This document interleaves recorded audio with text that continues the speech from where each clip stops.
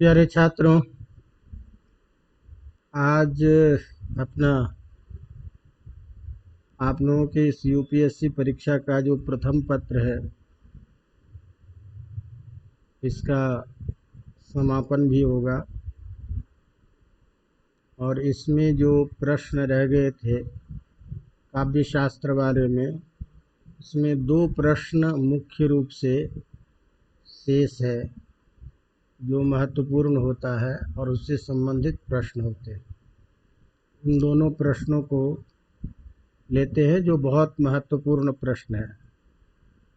पहला इसमें ये है कि काव्य शास्त्र में काव्य तत्व के विषय में अलग अलग आचार्यों के सिद्धांत हैं। अर्थात काव्य की आत्मा के विषय में काव्य का मूल तत्व क्या है, काव्य की आत्मा क्या है, इस विषय में अलग अलग आचार्यों के सिद्धांत आते हैं, जिसे काव्य शास्त्र की भाषा में काव्य तत्व प्रस्थान कहते हैं। प्रस्थान माने स्वीकृत सिद्धांत मार्ग। जैसे कि हमने आपको कहा कि विश्वनाथ ने काव्य के लक्षण में वाक्यम रसात्मकम काव्यम, इस लक्षण के द्वारा काव्य की आत्मा रस है, इसको प्रतिस्थापित किया। तो काव्य की आत्मा रस को स्वीकार करने वाले जो आचार्य हैं, उनका काव्य तत्व के बारे में प्रस्थान की दृष्टि से रस प्रस्थान के रूप में माना जाता है। इसी तरह से आनंदवर्धनाचार्य कहते हैं काव्यस्य आत्मा ध्वनि ही। तो काव्य की आत्मा ध्वनि है, तो ध्वनि को आत्म तत्व के रूप में प्रतिष्ठापित करते हैं। इसीलिए ये काव्य तत्व के विषय में अलग प्रस्थान हुआ, जिसे ध्वनि प्रस्थान कहते हैं। इसी तरह से हमारे आचार्य जो वामन हुए हैं,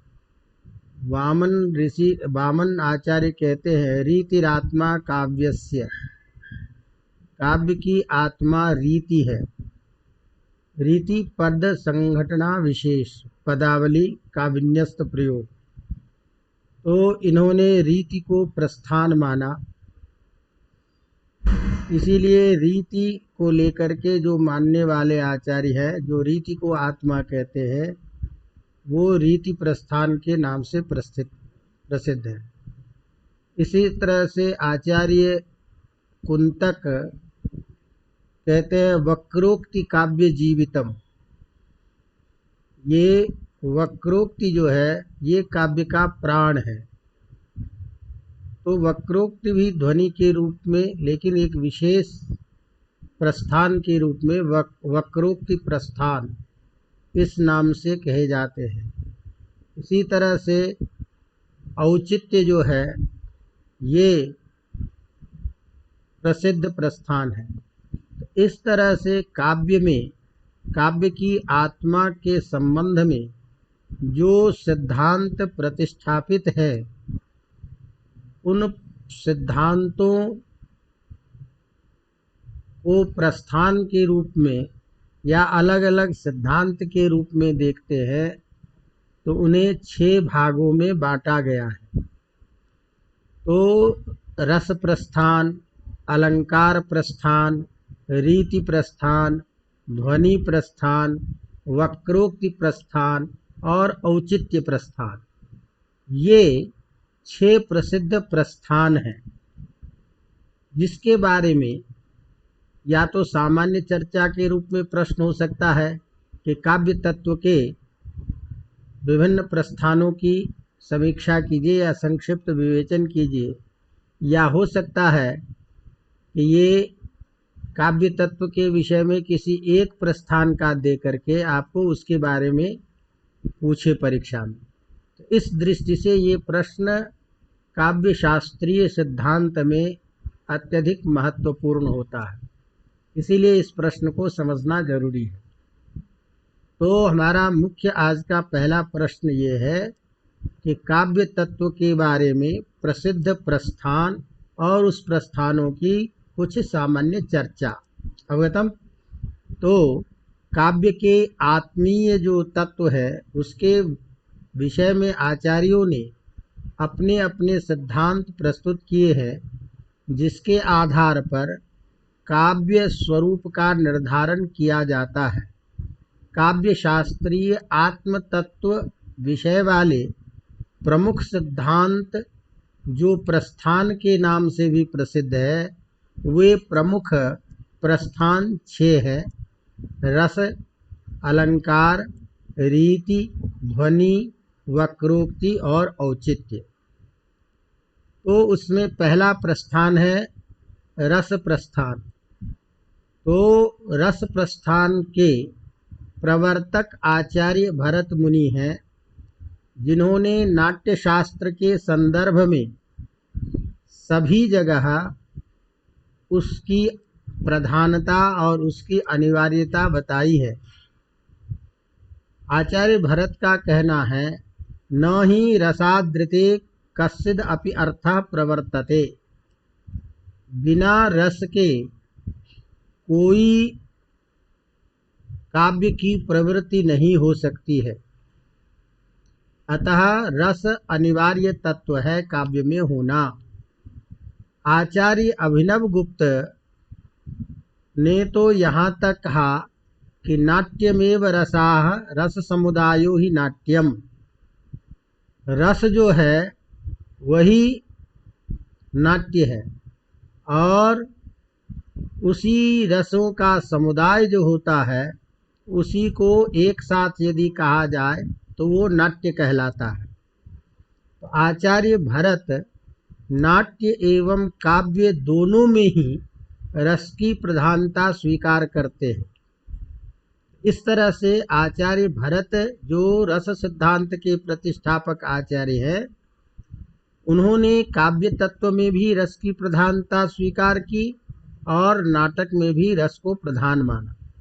किंतु भामह आदि जो है उन्होंने इसकी अनिवार्यता की उपेक्षा करते हैं, और उनका ये कहना है कि रस की अनिवार्यता, रस जो प्रधान तत्व है वो नाटक के लिए है। इधर आचार्य आनंदवर्धन जो है वो भरत मुनि के सिद्धांत के अनुसार काव्य और नाटक दोनों में ही रस की सत्ता को स्वीकार करते हैं, और उनका कहना है कि दोनों में रस आवश्यक तत्व है। तदनुसार रामायण में करुण रस एवं महाभारत में शांत रस प्रधान बताया। आचार्य अभिनव गुप्त का ये कहना है, न नाट्ये एव रसाः काव्येपि। काव्य में भी नाटक उतना ही प्रधान है, न कि नाटक में। आचार्य मम्मट ने स्पष्ट रूप से रस की व्याख्या करते कहते हैं, तानि चेन नाट्य काव्ययोः। ये रस जो है नाट्य और काव्य दोनों में है। इस प्रकार ये सिद्धांत रस को मानने वाले जो ये लोग हैं, जो काव्य में भी रस की प्रधानता स्वीकार करते हैं और नाटक में भी रस की प्रधानता स्वीकार करते हैं। हाँ, रस की उत्पत्ति के विषय में आचार्यों का मत अलग अलग हो सकता है, लेकिन रस आवश्यक तत्व है, इस चीज को ये सभी स्वीकार करते हैं। तो इसलिए रस निष्पत्ति की प्रक्रिया में भले ही भिन्न भिन्न मत हो, किंतु काव्य में रस की सत्ता को सभी आचार्य स्वीकार करते हैं, और रस की सत्ता काव्य को उत्कृष्ट बनाती है। ध्वनि प्रधान आचार्य भी ध्वनि काव्य का उत्कर्ष जब बताते हैं तो कहते हैं कौन सी ध्वनि श्रेष्ठ काव्य के रूप में प्रसिद्ध होता है, तो वो भी अंततः रस ध्वनि को ही स्वीकार करते हैं। तो जो ध्वनि सिद्धांतवादी आचार्य हैं वो भी ध्वनियों में रस ध्वनि को प्रधान मानते हैं। ध्वनि विरोधी जो आचार्य है उनको भी रस को काव्य की आत्मा मानने में दिक्कत नहीं, आपत्ति नहीं है। आचार्य महिम भट्ट का तो ये कहना है, काव्यस्य आत्मनि अंगिनी रसादि रूपे न कस्यचित् विमतिः, अर्थात काव्य के आत्मा के रूप में रस को स्वीकार करने में किसी की भी विमति नहीं है। तो इस प्रकार रस के काव्य तत्व को स्वीकार करने के कारण इस सिद्धांत को की जो प्रतिष्ठापना होती है, इसे काव्य शास्त्र की भाषा में रस प्रस्थान कहे जाते हैं। तो ये एक प्रधान प्रस्थान है जिसे रस प्रस्थान कहते हैं, जिसके प्रवर्तक आचार्य भरत मुनि माने जाते हैं और प्रायः सभी आचार्य, ध्वनि को स्वीकार करने वाले भी आचार्य रस ध्वनि के द्वारा रस की प्रधानता को स्वीकार करते हैं। अवगतम? तो इस प्रकार का यह प्रस्थान रस प्रस्थान के नाम से जाना जाता है। हाँ, रस की उत्पत्ति के बारे में जैसे कि मैंने इससे पहले वाले व्याख्यान में कहा था कि उत्पत्ति निष्पत्ति रस के अनुभव के बारे में चार प्रमुख सिद्धांत, वो अलग चीज है जिसे हम उत्पत्तिवाद, अनुमितिवाद, भुक्तिवाद और अभिव्यक्तिवाद कहते हैं। और जैसा कि मैंने कहा था उस व्याख्यान में भी कि इन सभी वादों में सबसे जो प्रसिद्ध मत है वो अभिनव गुप्त का अभिव्यक्तिवाद जो है वही सर्वोत्कृष्ट सिद्धांत माना जाता है। तो रस तत्व के अनुभूति के बारे में, निष्पत्ति के बारे में भले ही अलग अलग मत हों, लेकिन रस की सत्ता को स्वीकार करने वाले सभी लोग माने जाते हैं। अवगतम?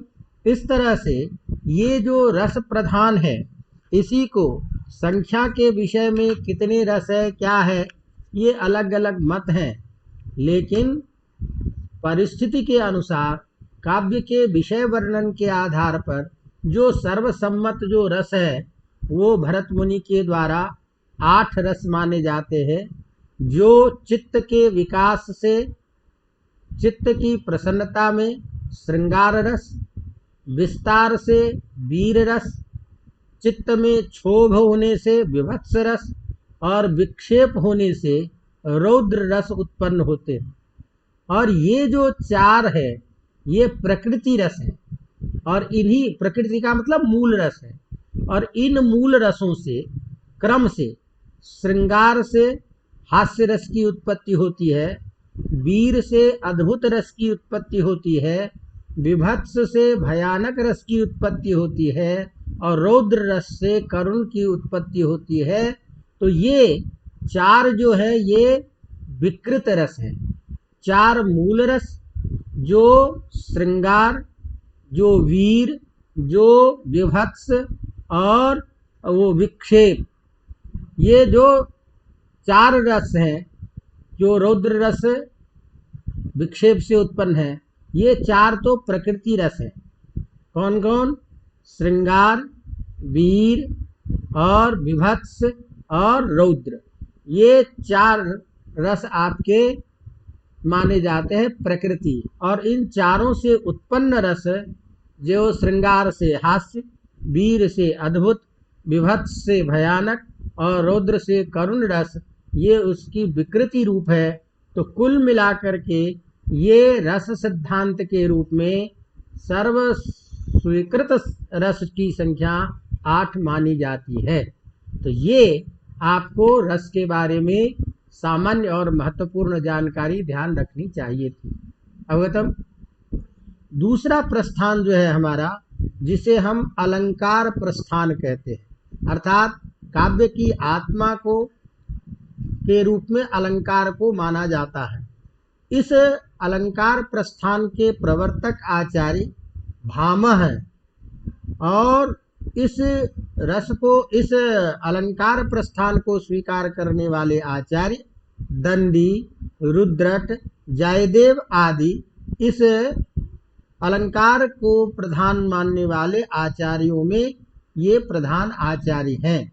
तो इन सब के द्वारा जो स्वीकृत अलंकार की प्रधानता है, ये प्रस्थान अलंकार प्रस्थान के नाम से जाने जाते हैं। इस प्रस्थान में अलंकार को ही काव्य का मुख्य उपादान माने प्रधान, काव्य होने का, काव्य की संज्ञा में प्रयोजक माना जाता है, अर्थात काव्य के लक्षण करने में ही इसको प्रधान तत्व माना गया है। इसीलिए रीतिरात्मा काव्यस्य ये जो लक्षण है, ये सब लक्षण उस रीति की प्रधानता को मान करके किए जाते हैं। अवगतम। आनंदवर्धन से पूर्व जितने भी सभी आचार्य हैं, काव्य में अलंकार की प्रधानता स्वीकार करते आए हैं और इस अलंकार के भी मानने वाले अलग अलग आचार्य हैं। जो अलंकार काव्य की सुंदरता को बढ़ाता है, जैसे अलंकार के बारे में हम जब अलग से पढ़ते हैं, अलंकार क्या चीज़ है, तो जैसे न विभाति वनिताननम निर्भूषम विकांतम न विभाति वनिताननम, कितना भी सुंदर हो लेकिन अलंकार के बिना जैसे वो बहुत अधिक सुंदर नहीं होता है। तो इसीलिए अलंकार काव्य का प्रधान शोभादायक गुण होता है।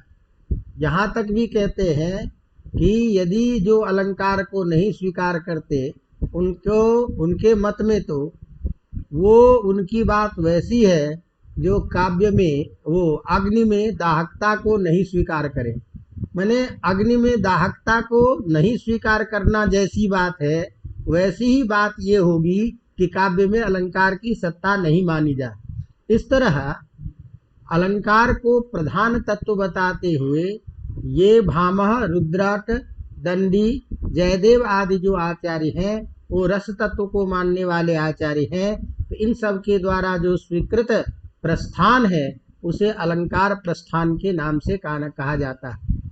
इसी तरह से तीसरा जो हमारा प्रस्थान है ये रीति प्रस्थान है। रीति प्रस्थान के प्रवर्तक आचार्य वामन माने जाते हैं। उन्होंने काव्य के स्वरूप में रीति के गुणों का महत्व बताते हुए उनके काव्य के मूल तत्व के रूप में रीति को उन्होंने स्वीकार किया है। इस रीति को वो काव्य का गुण कहते हैं, इसीलिए इस रीति प्रस्थान को गुण प्रस्थान के नाम से भी जाना जाता है। तो आचार्य वामन ने रीति को ही काव्य की आत्मा माना है और उनका कहना है रीतिरात्मा काव्यस्य, काव्य अलंकार में सूत्र में वो इसका लक्षण करते हैं। यह रीति क्या चीज है, तो जिसे हम कहते हैं कि विशेष प्रकार के पदों की संरचना, अर्थात सुंदर शब्द विन्यास के साथ जो पद की संरचना है उसी को हम रीति कहते हैं। तो रीति क्या है, इसको एक शब्द में कहे तो विशिष्ट पद संरचना रीति ही। तो विशिष्टा पद संरचना रीति भवति, विशेष रूप से विशेष तरीके से सुंदर तरीके से सजाया हुआ जो पद की संरचना है उसे ही रीति कहते हैं। जो विशेषो गुणात्मा, जो काव्य की आत्मा का विशेष गुण है। इस प्रकार इस रीति और रीति जो गुण के रूप में है उसके आधार पर शब्द और अर्थ में विद्यमान गुणों से संपन्न पदों की जो संरचना है वही रीति है। आचार्य वामन के अनुसार गुण काव्य सौंदर्य का उत्पादक और नित्य धर्म है। अतः वामन की दृष्टि में गुणाश्रित रीति ही काव्य को सुंदर बनाता है और उसी के आधार पर कवि की काव्य रचना जो है प्रसिद्धि होती है। तो इस रीति के आधार पर जब हम बात करते हैं तो ये रीति मूल रूप से 3 प्रकार के माने गए हैं, वैदर्भी, पांचाली और गौड़ी। इस तीनों रीति को तो सभी स्वीकार करते हैं, लेकिन लाठी इत्यादि के रूप में अतिरिक्त रीति की भी सत्ता मानी जाती है। तो 5 प्रकार के रीति की संख्या होती है, लेकिन मूल रूप से वैदर्भी, पांचाली और गौड़ी, ये 3 रीति जो है किसी न किसी रूप में काव्य के विशेष को शोभा को देने वाला होता है। अतः काव्य तत्व के रूप में ये विशिष्ट माने जाते हैं और काव्य प्रस्थान के रूप में ये रीति प्रस्थान के नाम से जाने जाते हैं। अवगतम। इसके बाद में जो चौथा हमारा प्रधान है, जिसे हम प्रधान प्रस्थान कहते हैं, वो है ध्वनि प्रस्थान। ध्वनि प्रस्थान में ध्वनि सिद्धांत को मान करके चलने वाले जो आचार्य हैं, वो ध्वनि प्रस्थान के नाम से जाने जाते हैं। इसके प्रवर्तक आचार्य यद्यपि आनंदवर्धन ही हैं, तथापि इन्होंने अपने से पूर्ववर्ती जो आचार्य है, उनको द्वारा ये ध्वनि तत्व को स्वीकार किया गया है। इस बात को कहते हुए कहते हैं कि ध्वनि की सत्ता पहले से भी मानी जाती रही है, लेकिन उस ध्वनि को विशेष रूप से प्रख्यापित करके काव्य तत्व के रूप में उपस्थापित करने का जो श्रेय है, वो आनंदवर्धन को ही जाता है। तो इस तरह से आनंदवर्धन ध्वनि संप्रदाय के ध्वनि प्रस्थान के प्रतिष्ठापक आचार्य माने जाते हैं। आनंदवर्धन के अनुसार यह ध्वनि जो है, इसका आधार है प्रतीयमान या व्यंग्य अर्थ। प्रतीयमान का मतलब जो बोध होने वाला है, शब्द अर्थ से के स्वाभाविक अर्थ से जो भिन्न अर्थ की प्रतीति होती है, विशेष अर्थ की प्रतीति होती है, वही ध्वनि काव्य की आत्मा होती है। इसी बात को कहते हैं काव्यस्यात्मा ध्वनिर इति बुधैहि यह समाम्नात पूर्वः। जो समाम बुधई नाम वैयाकरण है। यहाँ बुधई का अर्थ करते हैं वैयाकरण लोग। वैयाकरण अर्थात व्याकरण पढ़ने वाले जो हमारे आचार्य हैं, उन लोगों ने भी ध्वनि को ही स्वीकार करते हुए ध्वनि की सत्ता को प्रधान माना है। इसीलिए व्याकरण का जो स्वीकृत सिद्धांत है स्फोट ब्रह्म, वह ध्वनि प्रधान ही है। तो इसीलिए कहते हैं कि जिन आचार्यों ने पूर्व में ही ध्वनि की बात कही है, उसी सिद्धांत को मैं यहाँ लिखने जा रहा हूँ। तो ध्वनि जगह जगह पर में सर्वत्र पूर्व में भी प्रचलित था, लेकिन उसको एक मूल सिद्धांत के रूप में, काव्य तत्व के विशेष धर्म के रूप में, आत्म तत्व के रूप में उपस्थापन करने का जो श्रेय है, वो आनंदवर्धन को है। ये जो ध्वनि है, ये अर्थ वैचित्र के कारण मूल रूप से 3 प्रकार का होता है, जिसे हम वस्तु ध्वनि कहते हैं, जिसे हम अलंकार ध्वनि कहते हैं, और तीसरा रस ध्वनि कहते हैं। तो ध्वनि के मुख्य रूप से 3 भेद, वस्तु ध्वनि, अलंकार ध्वनि और रस ध्वनि।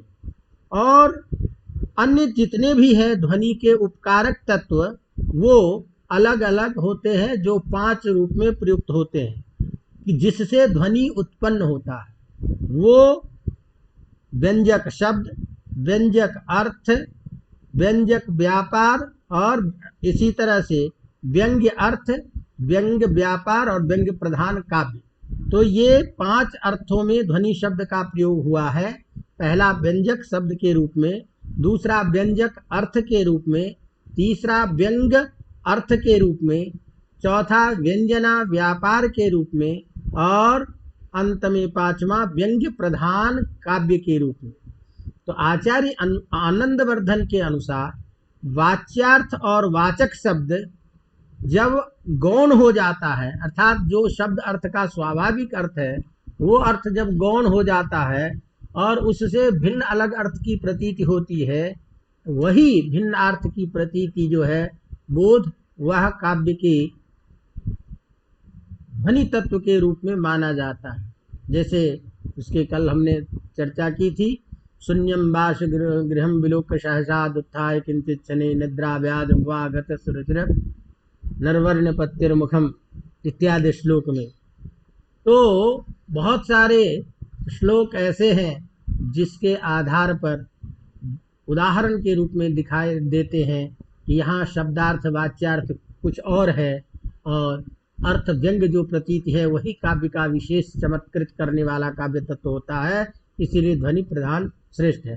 तो इस प्रकार ध्वनि को काव्य की आत्मा मानने से गुण, अलंकार, रीति सभी प्रायः इसके अंतर्गत आ जाते हैं, जिसमें रस की भी बात आ जाती है, वस्तु की आ जाती है, जिसमें काव्य के स्वरूप का बोध हो जाता है, और इसी तरह से अलंकार के द्वारा जो शब्द में रीति है, गुण है, उसका भी बोध हो जाता है।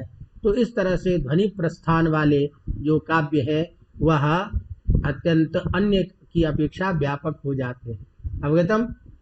प्रायः इन सभी प्रकार के प्रस्थानों में ध्वनि प्रस्थान को ही श्रेष्ठ माना है। तो ये आपका चौथा प्रस्थान है, ध्वनि प्रस्थान। अवगतम। इसी तरह से पांचवा प्रस्थान वक्रोक्ति प्रस्थान। वक्रोक्ति भी एक प्रकार के भिन्न रूप में कथन है कि कह तो कुछ और रहे, वक्र कथन माने टेढ़ा कथन, माने शब्द के बिल्कुल विपरीत जो बातें जा रही होती है उसे कहते हैं। और वही जो वैचित्र है, कथन का वैचित्र, वह वैचित्र ही काव्य को उत्कर्ष बनाता है। तो इसके प्रधान प्रवर्तक आचार्य कुंतक माने जाते हैं, जिन्होंने वक्रोक्ति को ही काव्य का सर्वस्व सिद्ध किया है। यह वक्रोक्ति ही प्रसिद्धा विधान व्यतिरेकिनी विचित्रैवाविधा वैदग्ध्य भंगी भनिति ही वैदग्ध्यम विदग्ध भावः कवि कर्म कौशलम इत्यादि के रूप में इन्होंने व्याख्या की, जिसका मतलब ये हुआ कि किसी भी कवि के द्वारा जो उसकी प्रतिभा विशेष से शब्द में वैचित्र ला करके जो विशेष अर्थ का बोध कराते हैं, इस तरह से जो वक्रोक्ति है, जो भिन्न भिन्न चीजों के द्वारा होता है, काकू के द्वारा, उच्चारण के द्वारा, ध्वनि के द्वारा, ये ध्वनि अर्थ के द्वारा अर्थ की विचित्रता आती है, उसी को कहते हैं वक्रोक्ति प्रधान। ये जो वक्रोक्ति है, इस प्रसिद्ध कथन की पद्धति से भिन्नता, कवि के द्वारा कौशल प्रदर्शन और सहृदय जनों को आनंदित करना, ये वक्रोक्ति का मूल कार्य होता है। अवगतम।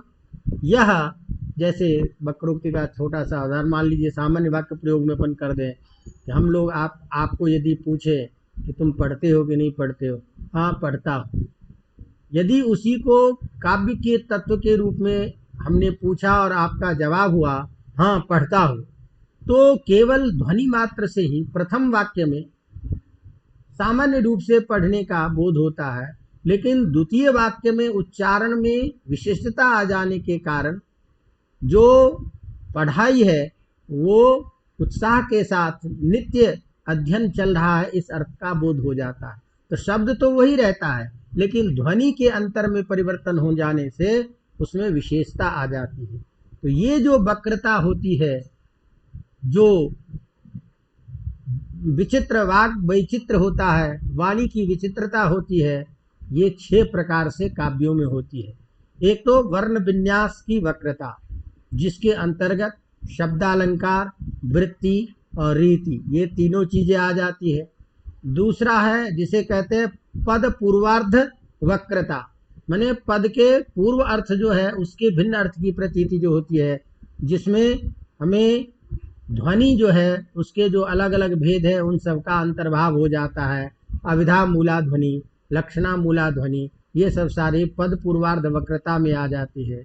कहीं हम प्रत्यय के द्वारा भिन्न अर्थ की प्रतीत करते हैं, जिसमें काल, कारक, वचन, पुरुष इत्यादि सबका समावेश हो जाता है।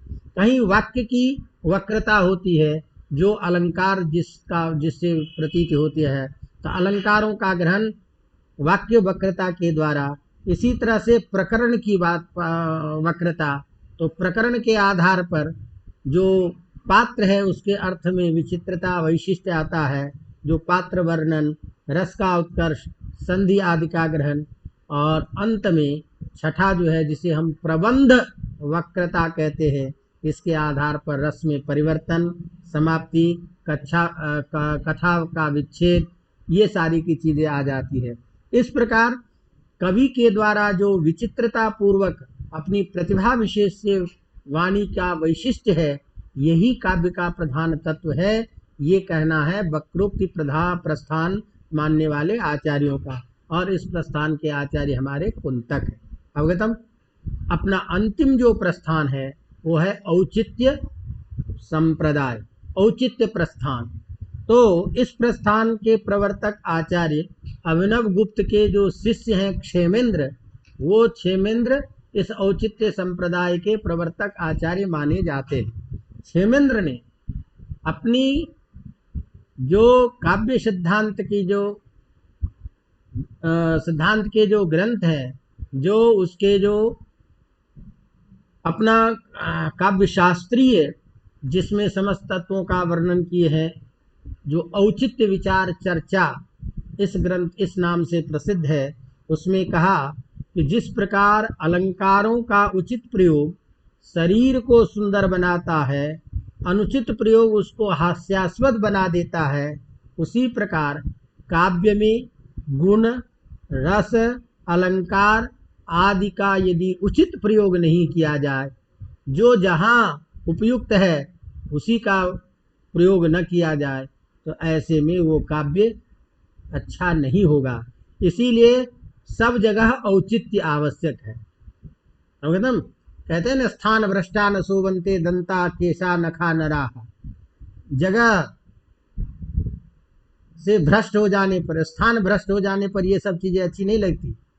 दंता, दांत जहाँ है वहीं रहे। अब दांत मान लो कान के पास में हो जाता तो कैसा लगता। केशाहा नखा नराहा, यदि ये नाखून जो है बाजू पे होने लगता तो कैसा होता। तो स्थान भ्रष्टा न शोभन्ते दंता केशा नखा नरा। इसी तरह मनुष्य जो अपने स्थान पे है, जो उसका कर्तव्य है, वो उससे भ्रष्ट हो जाता है तो वो भी अच्छा नहीं होता। इस तरह से हम देखते हैं कि जहाँ जिस चीज की अब प्रसन्न चल रहा है जो करुण रस का है, और वहां पर में कोई हास्य रस की बात कह दे, कथानक हो जाए, तो उसका स्वरूप बिगड़ जाता है। इसीलिए चाहे रस हो, गुण हो, अन्य चीज अलंकार हो, तो जहाँ जिस चीज का वहाँ औचित्य है, वही उस काव्य तत्व को सुंदर बनाता है। इसीलिए ये औचित्य सब जगह आवश्यक है, चाहे रस हो, चाहे अलंकार हो, चाहे गुण हो। तो चाहे अब कथानक तो युद्ध का चल रहा है, वीर रस है, और वहाँ वीर रस के स्थान पर यदि करुण रस का बोधक शब्द आ जाए, करुण रस को प्रतीत कराने वाला शब्दार्थ का प्रयोग हो जाएगा, तो वह काव्यहीन माना जाएगा। इसीलिए ये काव्य में रस, गुण, अलंकार, इसका सब जगह जो जहाँ उचित है उसी तरह से उसका प्रयोग करना श्रेष्ठ है, वही काव्य का प्रधान। इसीलिए इन सब को यदि सामूहिक रूप में कहा जाए तो काव्य का प्राण तत्व औचित्य है। इस बात को मान करके इस प्रस्थान का प्रारंभ होता है, और इस प्रस्थान की प्रधानता मान करके अनेक आचार्य इस सिद्धांत को स्वीकार करते हैं। इसलिए काव्य में अनौचित्य यदि हो जाएगा तो वो काव्य हास्यास्पद हो जाएगा। इसीलिए इस सिद्धांत को स्वीकार करना चाहिए। ये कहते हुए आचार्य क्षेमेंद्र कहते हैं कि काव्य में चमत्कार लाकर उसे आस्वाद्य बनाते हुए रस प्राण के रूप में अवस्थित होकर के एक साथ प्रयोग होना ही औचित्य की विशेषता है। तो वस्तुतः यह काव्य का अनिवार्य तत्व है, किंतु उसकी आत्मा के रूप में इसको बताना ठीक नहीं है। इन सभी उपर्युक्त 6 प्रकार के प्रस्थानों में जो सबसे प्रसिद्ध आचार्यों के बीच में प्रसिद्ध प्रस्थान है वो ध्वनि प्रस्थान ही है, जो काव्य के उत्कर्ष की व्याख्या करता है, और उसमें भी रस ध्वनि प्रधान होता है, जिसमें सारी चीजें गतार्थ हो जाती है। तो ये काव्य के आत्म तत्व के विषय में ये अपने को ध्यान रखना चाहिए। तो ये एक प्रश्न जो था ये बहुत महत्वपूर्ण था, काव्य तत्व प्रस्थान और विभिन्न प्रस्थानों की समीक्षा जो बताना शेष रह गया था, उसको हमने आपके सामने रखा। अब जो एक तत्व है जिसके बारे में हमको और थोड़ी सी चर्चा कर लेनी है, जिसको हम समझते हैं कि ये चूँकि शास्त्रीय विषय है और उसमें प्रधान होने के कारण ये पूछ सकता है, इसलिए इसके बारे में भी ध्यान रखिए। और वो क्या चीज़ है? काव्य की शक्तियाँ, काव्य के जो भेद हैं, काव्य के जो अर्थ की दृष्टि ये प्रयोग होने वाले हैं, जिसे हम शब्द शक्ति कहते हैं। अर्थात किसी भी शब्द में 3 प्रकार की शक्ति होती है, 3 प्रकार से शब्द का अर्थबोध होता है, उसी को हम शब्द शक्ति कहते हैं। तो ये शब्द शक्ति जो है, अर्थात शब्द के 3 प्रतिपादक सामर्थ्य हैं, 3 तरीके से शब्दों का अर्थबोध होता है, जिसमें पहली जो शब्द शक्ति है उसका नाम है अभिधा, अभिधा, जिसको हम वाच्यार्थ कहते हैं। अर्थात जो शब्द सीधे अपने अर्थ को बताता है, ऐसे जो प्रथम शब्द की शक्ति है उसको हम अभिधा शक्ति कहते हैं, उसी को हम संकेतित अर्थ करते हैं। अर्थात शब्द जिस अर्थ में पहले से प्रसिद्ध है, कोश आदि के द्वारा शब्द को का जो अर्थ बता रहा है, वो शब्द का प्रथम अर्थ है संकेतित अर्थ, और उसी को हम वाच्यार्थ कहते हैं। इसी का लक्षण करते हुए कहते हैं, साक्षात संकेतितम यो अर्थम अभिधत्ते सवाचकः। शब्द के प्रयोग करने पर उस शब्द से उपस्थित जो प्रथम अर्थ आता है, वही शब्द का संकेतित अर्थ माना जाता, और वही उसका वाचक होता है, उस अर्थ का वाचक वो शब्द होता है। अवगतम? तो साक्षात संकेतित अर्थ शब्द का मुख्य अर्थ है, जिसे हम वाच्यार्थ कहते हैं, जिसे हम मुख्यार्थ कहते हैं, जिसे हम काव्य शक्ति के रूप में अभिधा शक्ति का नाम देते हैं। अवगतम? ये जो संकेत है, ये शब्द के जो प्रथम संकेतित अर्थ है, वो 4 रूपों में उत्पन्न होता है। 4 रूपों के द्वारा वो शब्द शक्ति उपस्थित होती है, जो जाति, गुण, क्रिया और यदृच्छा। जाति के द्वारा कोई भी शब्द बोलेंगे, जैसे मनुष्य हमने बोला, तो उसमें मनुष्य का अर्थ हुआ एक प्राणी विशेष, उसमें एक धर्म विशेष है मनुष्यत्व, तो उसका चलना बोलना विवेकशील, वो उसमें गुण है। तो गुण के द्वारा, क्रिया के द्वारा, जाति के द्वारा, इसी तरह से यदृच्छावाचक शब्द, जो शब्द केवल रूढ़ रूप में जिस अर्थ में प्रसिद्ध है, इस प्रकार का अर्थ भी संकेतित अर्थ माना जाता है। तो ये प्रथम जो संकेतित अर्थ है, इसी को अभिधा कहते हैं, जो जाति, गुण, क्रिया और यदृच्छा के रूप में ये अर्थबोध होता है। तो इसका मतलब क्या हुआ कि शब्द में 2 प्रकार के धर्म होते हैं। तो उपाधि के भेद से शब्द मूलतः 4 प्रकार का होता है, जिसमें एक तो शब्द है वस्तु का यथार्थ धर्म, दूसरा है कि वक्ता अपनी इच्छा अनुसार उस अर्थ को जहाँ सन्निवेशित करता है, तीसरा होता है जो शब्द के स्वरूप को बताता है।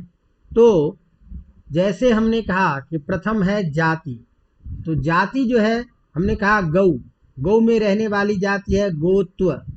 जैसे हमने कहा दूसरा कौन है? गुण, तो जैसे गाय है शुक्ल, तो उसमें रहने वाला धर्म है शुक्लत्व। जैसे उसमें क्रिया है, गाय चलती है। चौथा यदृच्छात्मक शब्द होता है, तो डिथ डभित आदि। तो ये जो 4 प्रकार के शब्द के जो शक्ति का जो स्वरूप बोध होता है, वो 4 प्रकार से, लेकिन चारों प्रकार से शब्द का मुख्यार्थ प्रतीत होने के कारण इसको हम अभिधा अर्थ कहते हैं, इसी को वाच्यार्थ कहते हैं, इसी को काव्य की भाषा में अभिधा शक्ति कहते हैं। अवगतम? तो शब्द की प्रथम शक्ति अभिधा। दूसरी शक्ति है जिसे हम लक्षणा कहते हैं, अर्थात शब्द के से जो प्राप्त स्वाभाविक अर्थ है, वो स्वाभाविक अर्थ अपने अर्थ को छोड़ करके किसी विशेष अर्थ में वह प्रयुक्त हो जाता है, विशेष अर्थ का बोध हो जाता है, तो उसे हम लक्षणा कहते हैं। तो लक्षणा का अलग अलग परिभाषा लोग करते हैं, लेकिन साहित्य दर्पण अपने आदि में जो प्रसिद्ध लक्षणा है, उसके आधार पर ही अपने को चर्चा करनी है।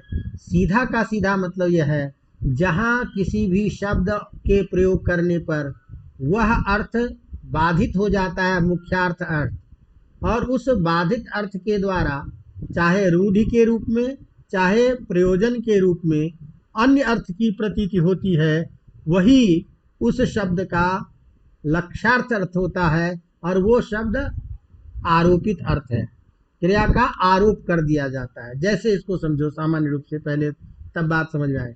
हमने कहा गंगायाम घोषः, गंगा में घर है। अब ये गंगा में घर है, ये जो वाक्य हम जब बोलते हैं तो गंगा क्या है, जल प्रवाह है। तो जल प्रवाह होने से गंगा में घर संभव नहीं है, तो इसीलिए गंगा पद जो है, ये अर्थ गंगा का जो अर्थ है जल प्रवाह, उसमें घर हो नहीं सकता है, तो ये मुख्यार्थ जो है वो बाधित हो गया। तो यहाँ गंगा पद गंगा तट अर्थ को बता देता है, और गंगा तट अर्थ है तो गंगा का तट में आरोप हो जाता है, तो इसीलिए ये आरोपित क्रिया है। तो गंगायाम घोषा का मतलब होता है गंगा के तट पर घर। तो गंगायाम घोषा कहने से इसमें एक विशेष अर्थ की प्रतीति करा देता है। जैसे गंगा में शीतलता है, तो चूंकि गंगा के तट पर ही घर है, तो घर में भी उसी प्रकार की शीतलता है। गंगा में जैसे पावनत्व है, उसी तरह से उस घर में भी पावनत्व है। तो ये एक प्रयोजन अलग चीज है, लेकिन यहाँ मुख्य बात हो गई कि गंगा अपने अर्थ को छोड़ करके उसके विशेष अर्थ को बोध करा। तो इस तरह से जहाँ मुख्यार्थ का बाध हो जाता है और मुख्य अर्थ का किसी दूसरे में आरोप हो जाता है, वो अर्थ लक्षणा कहलाता है। इसी बात को परिभाषा के रूप में कहते हैं, मुख्यार्थ बोधे तदयो बाधे तदयोगे रूढ़ितो अथ प्रयोजनात् अन्यो अर्था लक्ष्यते यत सा लक्षणा आरोपिता क्रिया। अर्थात जहाँ अर्थ की उपपत्ति न हो, तात्पर्य की उपपत्ति न हो, अर्थात जहाँ अन्वय नहीं बैठ रहा हो, जहाँ शब्द का तात्पर्य बोध नहीं हो रहा हो, ऐसी स्थिति पर जो मुख्य अर्थ है, उस मुख्य अर्थ के द्वारा प्रसिद्ध या प्रयोजन जिस किसी से भी अर्थ भिन्न अर्थ का बोध होता है, वही उसका लक्ष्यार्थ होता है, और उसी को हम लक्षणा शक्ति कहते हैं। यह लक्षणा शक्ति एक आरोपित व्यापार है ना, क्योंकि व्यापार का आरोप होता है। यया शब्द शक्त्या अन्यो अर्थो लक्ष्यते सा लक्षणा, जिस शब्द शक्ति के द्वारा अन्य अर्थ का बोध होता है, उसी को हम लक्षणा शक्ति कहते हैं। इस प्रकार लक्षणा होने में जो विशेष कारण है, वह है मुख्यार्थ का बाध होना। ये जो लक्षणा है, ये मुख्य रूप से दो प्रकार से बताया, जिसे हमने कहा रूढ़ि लक्षणा और दूसरा प्रयोजनवती लक्षणा। तो रूढ़ि और प्रयोजनात्, रूढ़ि और प्रयोजनवती के भेद से लक्षणा के दो भेद होते हैं। रूढ़ि लक्षणा जैसे कहते हैं कर्मणि कुशलः, तो कर्मणि कुशलः, तो यहाँ कुशल शब्द जो है ये रूढ़ है दक्ष अर्थ में, निपुण अर्थ में। शब्द का वाच्यार्थ अर्थ भिन्न, शब्द का वाच्यार्थ हो गया कुशान लाती थी कुशला, जो एक प्रकार का घास तो कुशा है, डाब है, जो जब हम पूजन आदि करते हैं जिसमें संकल्प लेते हैं कुशा हाथ में लेकर के, तो कुशान लाती इति कुशलः, जो कुशल को लाता, कुश को लाने वाला है, उसे कुशल कहते हैं। ये तो शब्दार्थ है, लेकिन वह शब्दार्थ न बोध हो करके यहाँ कुशल शब्द दक्ष अर्थ में प्रसिद्ध है। तो कर्मणि कुशलः, इसका अर्थ हो गया काम में दक्ष। तो ये दक्ष अर्थ की जो प्रतीति है वो रूढ़ अर्थ के द्वारा है, इसीलिए मुख्यार्थ को छोड़ करके रूढ़ि रूप में यहाँ दक्ष अर्थ जो है ये लक्ष्यार्थ अर्थ है। तो इसी को कहते हैं कि कर्मणि कुशलः, ये रूढ़ि लक्षणा का उदाहरण। इसी तरह से जो दूसरा लक्षण है जिसे कहते हैं प्रयोजनवती लक्षणा, जहाँ प्रयोजन की अनुपपत्ति होती है, जैसे मैंने कहा गंगायाम घोषा, तो गंगा में घर हो नहीं सकता है, इसीलिए यहाँ गंगा पद से जल प्रवाह मुख्यार्थ जो घोष है, ग्वालों की बस्ती, उसमें संभव नहीं है उस प्रवाह में, जल के प्रवाह में घर होना, इसीलिए मुख्य अर्थ को छोड़ करके तट अर्थ की प्रतीति हो जाती है।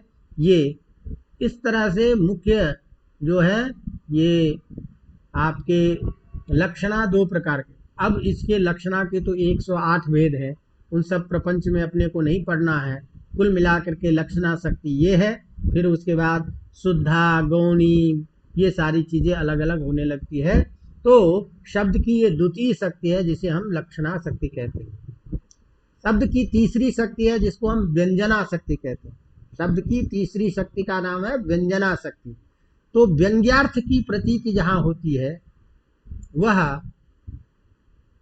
व्यंग्यार्थ व्यंजना शक्ति है। जैसे अभी हमने उदाहरण के तौर पे कहा कि भाई गंगायाम घोषा कहने से गंगा तट पर घोष, ये जो अर्थ प्रतीत हो गई, ये अर्थ तो लक्षणा के द्वारा आ गया कि घर जो है गंगा के तट पर है।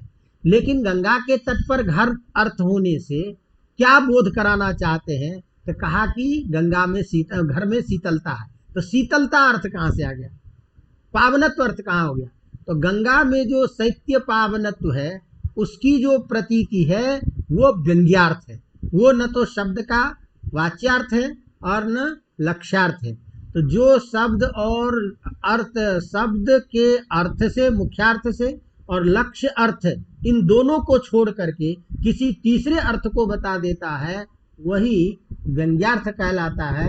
उसको बोध कराने वाली जो शक्ति होती है उसे हम व्यंजना शक्ति कहते हैं।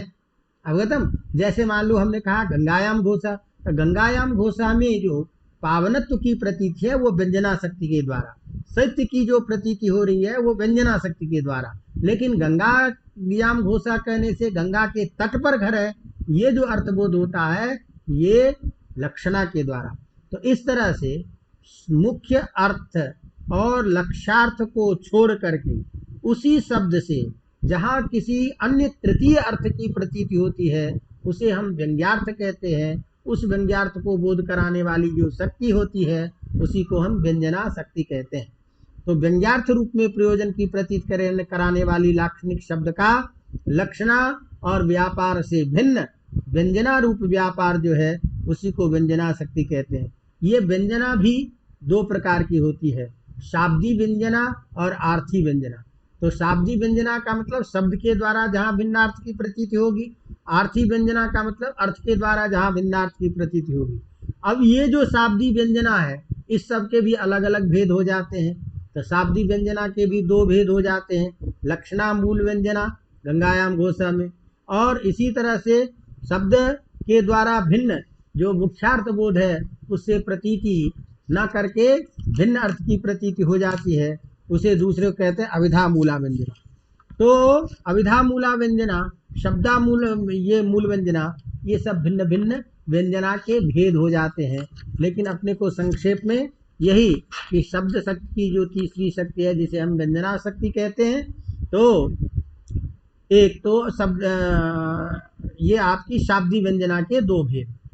इसी के बाद जहाँ आर्थी व्यंजना है, तो आर्थी व्यंजना का मतलब जहाँ काकू के द्वारा वाच्य का देश काल परिस्थिति इन सब से भिन्नार्थ की प्रतीति होती है उसे हम आर्थी व्यंजना कहते हैं।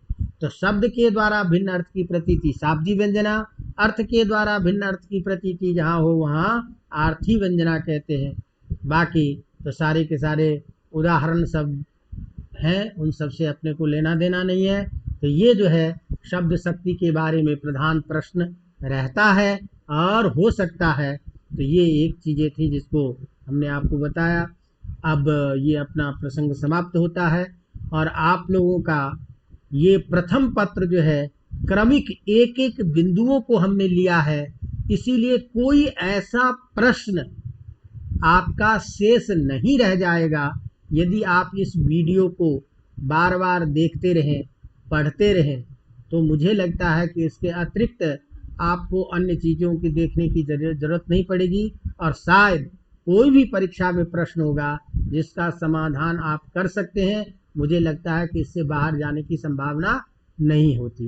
हालांकि कहना नहीं चाहिए, लेकिन आज तक भगवान की कृपा से ये रहा है कि जिस किसी भी परीक्षा में हमने बच्चों को जो कुछ संकेत किया है प्रायः सारे के सारे वो उनको प्राप्त हुआ है और उस तरह के प्रश्नों की संभावना बनी है। तो इस परीक्षा में भी ऐसा होना चाहिए क्यों कि जब हम सारे सब्जेक्ट के एक एक बिंदु को लेकर के देखे हैं तो प्रश्न तो कहीं विषय से ही देगा, केवल शब्द में अंतर हो सकता है।